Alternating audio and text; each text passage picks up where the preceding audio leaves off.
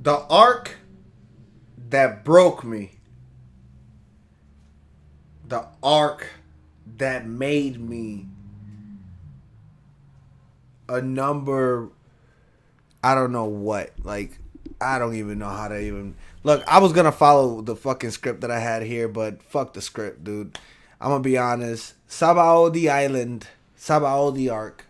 Sabaody Archipelago. Whichever way you know it by all the different scans, manga translations, anime, you name it. Sabaody. That's the key word. Sabaody made me a firm believer that Oda's a fucking genius. Gee, if you didn't know that Oda was a genius already, this stamps 1,000% stamps that Oda knows how to use his heart, his mind, his soul, and his writing to bring us into a world. Look, I'm giving you guys just an offset because this is the arc that broke me and remade me into a firm One Piece fan. Mark, what's your opinion on this? I gotta know. Take it away, buddy. It's Nakama Journey's time. Let's go. Okay, alright, here we go. It's absolutely incredible. And not just that, it's the most tragic arc thus far that tackles some of the most intense subject matters, while focusing on an aspect of the story that has been at the forefront of it since the very beginning. Its characters, and what effect they have on Luffy. Building up to the most tragic crescendo, the likes of which affected me on such a profound level, I had to take a step away from my desk and stare out a window for a few minutes. This arc made me laugh, it made me cry, and it made me ugly cry more than any other part of ugly cry. And so, without further ado, Sabaody Archipelago. my first impressions of, thoughts on, and review for a crazy little story that was so much fun and felt so much bigger than I thought it would. This is the beautiful, brutal, and bubbly Sabaody Archipelago.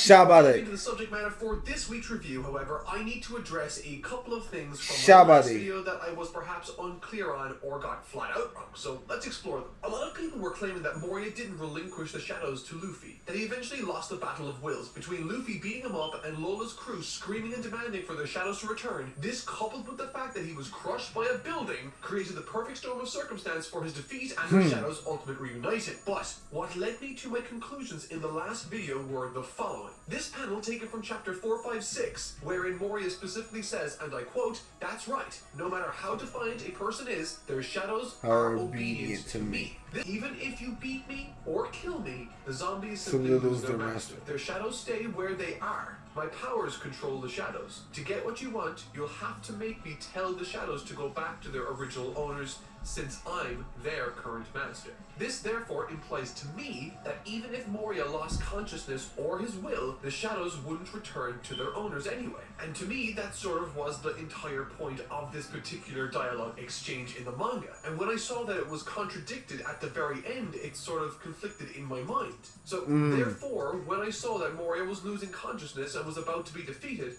I was then surprised when the shadows went back to their owners. So I hope at the very least these two quotes being at the back of my head will inform you why I came to the conclusions that I did regarding the last video. True enough. I'm not the editor.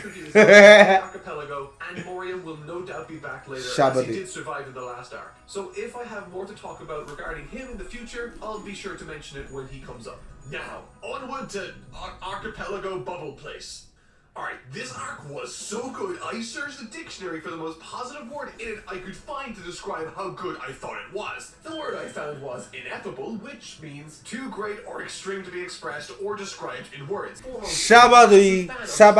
Storytelling, and boy, Archipelago, oh boy, baby. This one got me. It got me good. tugging at It my got me heartstrings good. more than any story I ever read, watched, or listened to. Heck, this made me cry more than some of the funerals I've been to. Mark cry counter. And so, in order to Hey! do this properly, I want You to brought in the of it.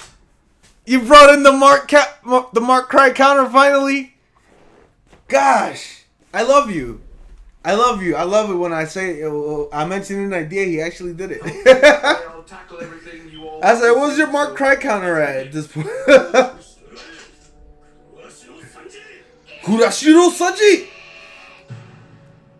Duval gave me a great laugh and proved to be a fantastic way of introducing us to the world this arc explores and takes place within. Duval. As the gang arrive back at the Red Line, looking to cross it for the second time, only this time on the other side of the world, Hachi, the fishman, Hachi. Alan Park, if you remember, Yeah. took a lot of Big care boy. and effort in exploring during the cover chapters portion of his storytelling, which all these cover chapters seem to carry so much importance and add so much to the overall narrative. It's nuts. Later down. Essentially, Kami requests of the guys involved to save her friend Hachi from this sinister-looking, helmet-wearing, monstrous entity known as Duval. And Monstrous has entity. eventually arrived to free Hachi from them. The atmosphere surrounding his unmasking was built up by Oda so perfectly to something. To be perfectly honest, during this section, I was full on expecting it to be someone like Don Krieg because of the art.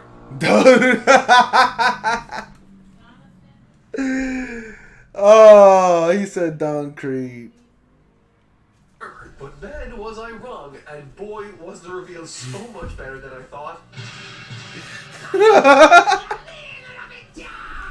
I'm so glad that this wasn't paid off in any sort of serious way, and I love it all the more for it. It plays on an established joke regarding Sanji's wanted poster, specifically acting as the inspiration for the altercation in the first place. Climaxing with Luffy, Sanji, and the rest of the crew totally winning the scrap, rearranging Duval's face into, surprisingly, a far more handsome one, all the while earning Hachi's freedom. All in all, this small, self-contained little mini-arc was a really Oh, that was just nice story that's Oda, bro. I told you. in Sabaody archipelago, wherein he will coat It's their ship charming. with a substance that allows them to sail underwater through Fishman Island and under the Red Line into. This seems straightforward and safe. Nothing could be further from the truth. Oh, World building, Sabaody archipelago. Sabaody. World building in this arc works pretty much the exact same way as all the other arcs in One Piece. Absolutely brilliantly. A lot of people will disregard arcs like Thriller Bark and label them as something as simple as bad or poorly written because it's sandwiched between arcs like Eddie's Lobby and this. And while those arcs are phenomenal in their own right, I want to make it known that they work as well as they do because they were built up to by these smaller, lesser arcs. You can't have an Alabasta arc without Reverse Mountain, Little Garden, and Whiskey Peak coming before it. You can't really have any climactic worth anything without prior build-up. In other words, you need calm moments in order to appreciate the action, and you need lower stakes in order to appreciate the stuff bigger like stakes. what's about to go down later. I don't Shut up, dude. You want to talk about it so fucking bad. Just like, get through parts, bro. Just get through the parts first.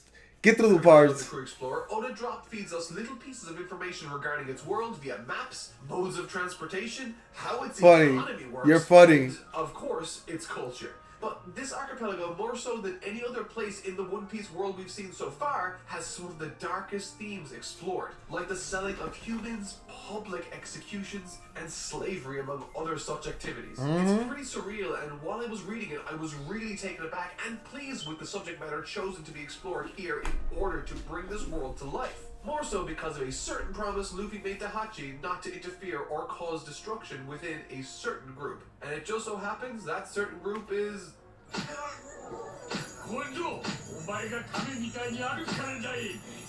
the friggin' worst. These The friggin' referred worst. to as celestial dragons by the regular people and themselves are some of the most insufferable, deplorable, and sickeningly irredeemable characters I've ever come across yet in fiction, let alone One Piece. It's sort of like Oda said to himself, okay, let's think of the worst possible human traits and combine them into one character. Only he didn't do that, and he made a bunch of characters that were all equally awful. And they work so amazingly well to the catalyst of the horrific events that eventually unfold in the story thereafter. These people are revealed to be from a noble lineage. 800 years ago, 20 kings banded together to create the world government, and these celestial dragons are their descendants, unveiled in their opening scene, executing a former pirate for trying to run away from them. Trying to run away from slavery, essentially. However, this primarily serves the purpose of informing us of how a certain system of human trafficking within the archipelago works and how slaves are made wear these collars that if their owner so chooses. Wow, there goes his head. He's like, why you do that? Why you do that? Why did you do that? Before him as he passes. He then, in a classy fashion, demands one of the nurses to be his 13th wife, before subsequently banishing wives 1 through 5 because he's, quote, tired of them, and shoots her fiancé in front of her. And this is when I saw Zoro walk up to him. Once again, only the dramatic irony wherein we the readers know more than Zoro does in this particular situation, which honestly I adore because it creates anticipation and tension within a scene. This celestial dragon guy has no idea how impossibly powerful Zoro is, and we also know that Zoro has no idea how important it is not to cause waves around these particular tyrants. So, needless to say, immediately and without warning, the tension in the scene shoots up from a 5 to a 10. As the celestial dragon shoots at Zoro, and with ease, Zoro dodges. But, out of nowhere, one of the big bounties in the area pulls him to the side and plays off the encounter as if Zoro is dead to get them off his trail. Wow. She sort of reprimands him for his behavior and reminds him that this isn't the right thing to do, but Zoro sort of ignores this and takes the injured fiancé to get medical attention. And actually, speaking of powerful, that reminds me. As it happens, the archipelago of the Straw Hats are currently searching around their ship with this awesome substance. Also is a popular spot for those that make their journey across the Grand Line their own way. Oh yeah. Onto the new world.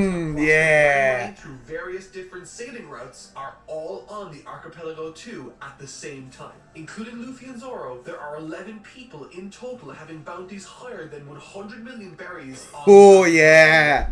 And with the great rookies. Having a higher bounty than even Luffy. Which makes things all sorts of interesting, and within an entire chapter, Oda takes the time to introduce each of these fine, upstanding criminals to us, along with their bounty numbers. Every subsequent situation with serve to paint, for me, an intensely set of interesting parameters for the story already to operate within. But that is ignoring the single most important aspect of what made the story so tense and phenomenal for me. The racism. They are right next to the World Naval HQ. So if anything arises that needs to be addressed, they will most definitely come raining down on Luffy and his friends.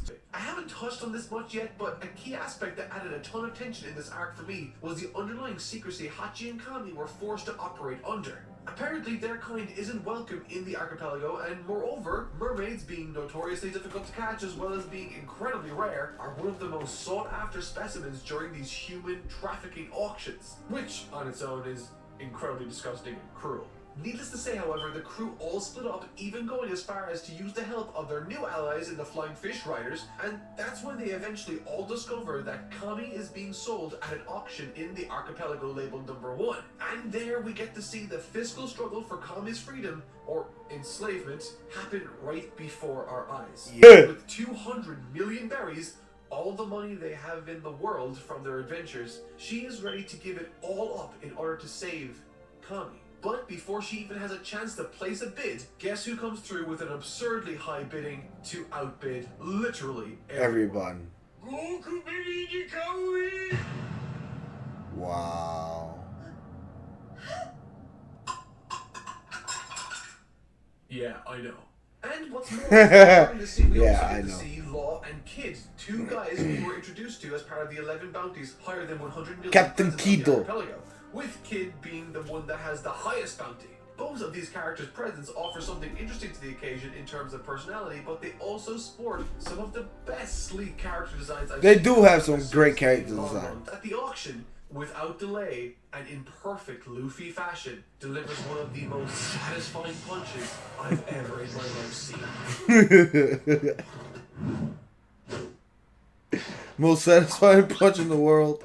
I don't think think I've ever wanted a character to be punched more than I wanted Luffy to punch this bratty moron celestial dragon character. Oh, bratty moron. I'm thankful I was for how the Navy is represented in this story because it's utterly brilliant for pacing. We all knew that when Luffy was told not to react to these celestial folks that he eventually would inevitably interact and start causing a big deal. Specifically because we have it at the back of our heads that it is Luffy out of trouble to avoid the Navy. And funnily enough, thinking back to my thoughts at the beginning of this series, I was so scared that the Navy was going to be a Team Rocket type organization because towards the start of the story they didn't really show their hand and what they were capable of. And the very fact that the Navy is a massively imposing force in these oceans of One Piece helps the story on so many levels in creating great, wonderful tension. This is where Oda starts to drive this story a little more dangerously, flirting with tension even more and driving the story in a way that makes me go, hey, you okay, buddy? You okay, buddy? This pulls off with these three heartthrobs of One Piece is cool and all, and we get a really cool action sequence where all of them work together. I also get the distinct feeling that as the series goes on, the significance of this moment will feel all the better as I reread or watch it when I'm finished. Reread or watch it when I'm finished. That Luffy is growing as a captain comes from this scene too, where he opts to think of his friends first and run away to regroup for safety. After all, this isn't something that needs to be dealt with. They have Kami, they have everyone. All they have to do now is lay low and avoid everything. We eventually find this guy. But anyway, boat their ship, and man, this guy is a wild ride. This guy's a wild ride. Really, this guy is Goldie Rogers' first mate. Yep. Holy Jesus on a bicycle. Holy Jesus on a bicycle. To say that, like, at all. And what's more is that one of the 10,000 theories I actually made way back when turned out to be true. Many videos ago, I made a prediction that there was no way Roger was captured without giving himself up or something to that effect. He was just too powerful. And wouldn't you know it, I nailed it. Apparently he got really sick, disbanded his Yay! Yeah. If you want to predict something correctly, all you gotta do is throw thousands of speculations at the wall, and eventually one will be gold amidst the sea of conclusive and time travel speculation. Explains how Roger read the poneglyphs. Robin begins getting sucked more and more into this conversation, but when she learns how important it is for her to discover this on her own, she immediately stops probing for information, which is a nice little character moment for her. But that's not even the half of it. That's not even the half of it.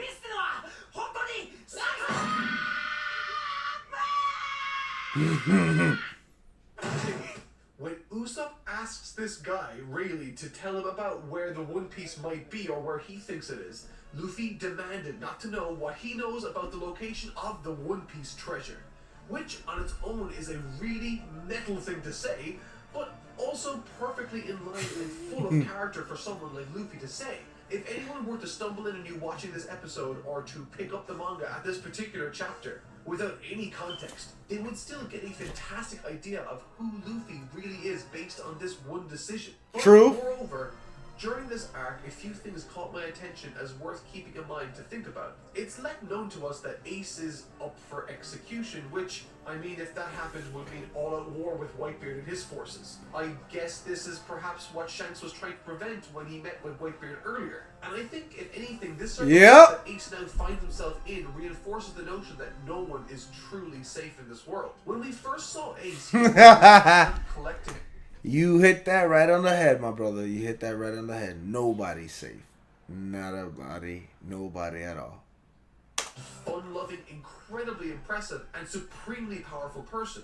One that quite literally outshines Luffy in every way by his own admission, even as a child when he himself didn't have Devil Fruit powers. And so, now that he finds himself in the circumstance he's in, while I read this, I thought, man, I wonder what Luffy has in store for him if something like that can happen to Ace. And boy, was I not ready for what was to come next. And this is where Oda turns off cruise control and starts veering into oncoming traffic before continuing to drive erratically. I lose my ever-loving mind. One intensely interesting scene where Raleigh describes some info about his past. The gang decides to lay low for 3 days while he works on coding their ship when... Out of nowhere, standing before all 9 of the Straw Hats together, stands the single most formidable foe the gang has ever encountered. Kuma. And this is where things go from carefree to ludicrously intense in the blink of an eye. Showing no signs of slowing down or mercy, Kuma begins unloading massive attack after massive attack on each of the Straw Hats without reservation, requiring every single one of them to employ their own brand of heroism, strategy, and tenacity to create the perfect storm of offense to take down one guy. I want to undersell how immense this particular occasion feels. However, once this giant enemy does hit the floor, it becomes immediately apparent that everyone is spent. They have no energy left, and that's when... Boom! Another one appears. Uh-oh. Things have now gone from a bad situation to a dire one. Wow. As we now know that the only option the crew have is to run away, which, as it turns out, isn't a good one. All the time, Luffy has been screaming the order for them to try and escape, and as his friends get taken away from him, one after the other, he starts taking more and more desperate attempts to save them. But as the last one vanishes right from before his eyes, he falls to his knees weeping. This tiny section of this small scene got me more than any other chapter or scene in the entire series so far. Watching this character, who is described quite literally in the front of every volume as someone with boundless optimism, to see this poor character crushed by loss and circumstance before being erased too, broke me in a way I wasn't even remotely prepared for. This arc forces you to cope and accept the situation's worsening atmosphere in a natural but uncomfortably fast way that places you, or at least tries to place you, in the same frantic, desperate feeling the character feels. And this is achieved not just in the escalating action and violence, but in the literal plot being erased from right before our eyes. Every single character in this Straw Hat crew has had their own individual story in this series. Zoro and Luffy in Romance Dawn, Nami in Orange Town, Usopp in Syrup Village, Sanji in Barate, Chopper in Drum Island, Robin in Alabasta, Frankie in Water 7, and Brook in Thriller Bark. Remove these characters and it quite literally sucks the character and purpose out of this world. We've known these characters for the exact same amount of time as Luffy. We have the same connection to them as he does, which puts us in a unique position wherein we as readers can judge Luffy's orders and read into them what they might mean to him and us. I care about all of them, and the truly terrifying aspect and part of this entire scene was, I don't think I would have made a single different decision than what Luffy did. Which just reinforces this sense of desperation we feel as readers so palpably when Robin finally vanishes before Luffy's eyes. And so, like Luffy, my heart sank and I felt a severe pit in the middle of my stomach, like I had just received real-life bad news. No other story ever in my life invoked such a real, raw, guttural response from me, and I ugly cried on this page. Like, I stayed on this page for probably 10 minutes before turning it to finish the chapter. And even as I write this, my heart is still racing with my hands slightly shaking. This scene affected me in such a profoundly different way than I was ever expecting it to. So much so, I had to start writing my thoughts right away. This part here that you're hearing me speak right now, this is the part of the script I've actually written down first. I have so many thoughts I don't even know how to process them. For obvious reasons, I know that this most definitely can't be the end of Luffy's journey with the rest of them, and that this Kuma ability surely just teleports them elsewhere or something to that effect. But that doesn't matter because for me, the implication is one and the same in this scene. Luffy's single greatest fear was losing his friends. He wasn't able to save any of them from the dangers of the Grand Line. All of them had to go away because he wants it to stay fun.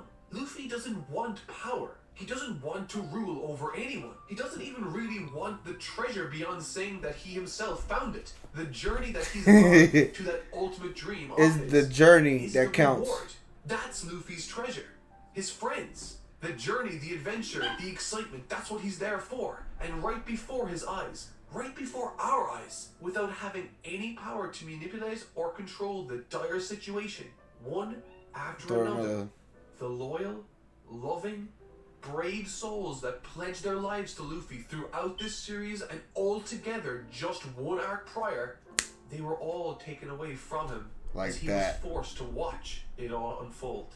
Luffy was forced to watch himself once again become alone and lose all of his friends. What an absurdly effective scene, and what a beautifully constructed arc.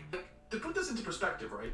This arc was so intensely good and affected me on such a cellular level that I, for the first time ever, had to tweet out my thoughts on it before I released this video. Heck, before I even finished the script, I tweeted that out. My God, holy hell, this arc was stupidly good. We have it, folks.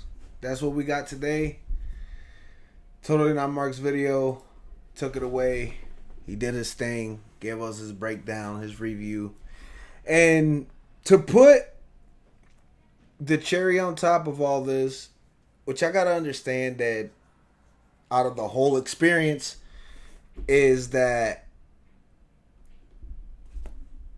what's presented to you right now, just imagine, here's a concept that a lot of people have a problem with.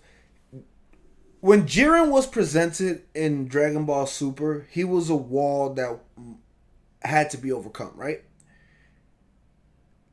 But if Jiren was shown, let's say throughout Dragon Ball Super, here and there, right? As much as they refer to him quite a few times throughout Dragon Ball Super, if they would have shown Jiren once in a while or something, we like, who the hell is this guy? Why do they keep showing him? Or whatever.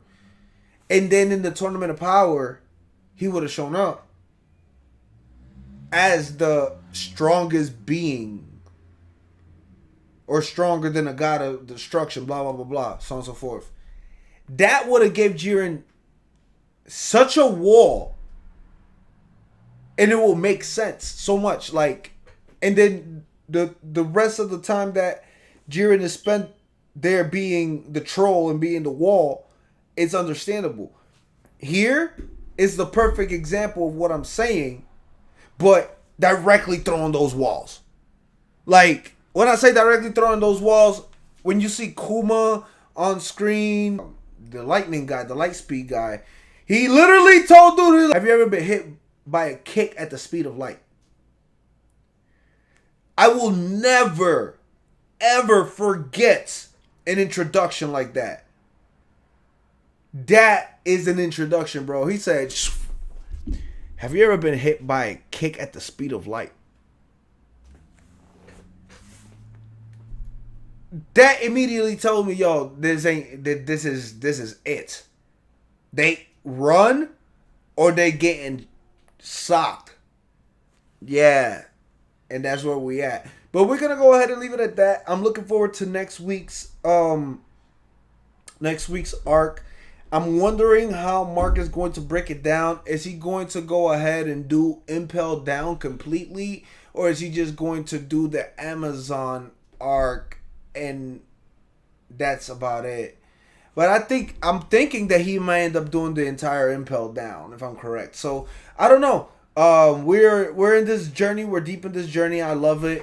Again, I appreciate Mark giving his outtake, and of course me reacting to it, giving my own, opinion on every tidbit that he's given and whatnot. I enjoy doing this reaction. I enjoy being here with all of my One Piece fan and my fellow TNM colleagues and whatnot together as Mark catches up to us at the Grand Line where we're at, and that way we continue discussing and talking more One Piece. That being said, though, I'll leave it at that. Holla at your boy. Make sure you go ahead and hit the thumbs up, share, and go ahead and sub to the channel. Holla at your boy, and I'm out.